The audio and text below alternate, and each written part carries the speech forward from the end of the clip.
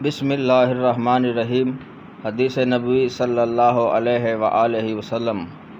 حضرت قبیصہ بن ذؤیب رضی اللہ عنہ بیان کرتے ہیں کہ ایک میت کی نانی حضرت ابو بکر صدیق رضی اللہ عنہ کے پاس آئی۔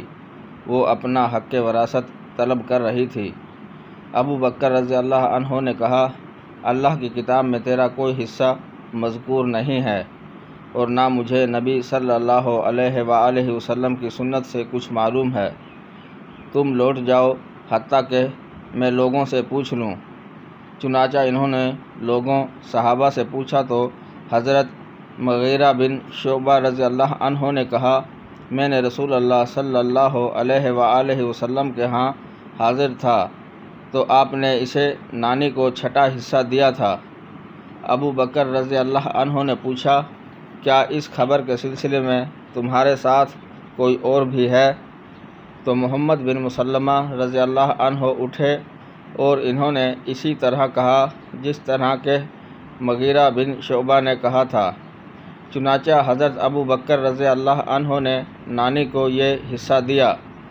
پھر ایک اور دادی حضرت عمر بن خطاب رضی اللہ عنہ کے پاس آئی۔ وہ اپنا حق وراثت طلب کر رہی تھی۔ انہوں نے کہا، اللہ کی کتاب میں تمہارا کوئی حق مذکور نہیں اور جو فیصلہ اس سے پہلے ہوا ہے وہ دوسری نانی کے لیے تھا اور میں حقوق وراثت میں کچھ نہیں بڑھا سکتا، لیکن وہ چھٹا حصہ ہی ہے۔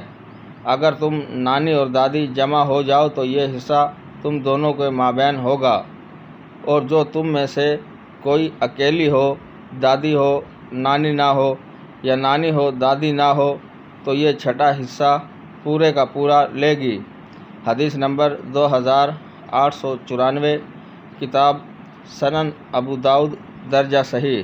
ناظرین کرام، مزید اسلامی ویڈیو دیکھنے کے لیے ہمارے چینل کو سبسکرائب کریں اور بیل آئیکن دبائیں تاکہ ہر آنے والی ویڈیو آپ کو بر وقت موصول ہو۔ شکریہ۔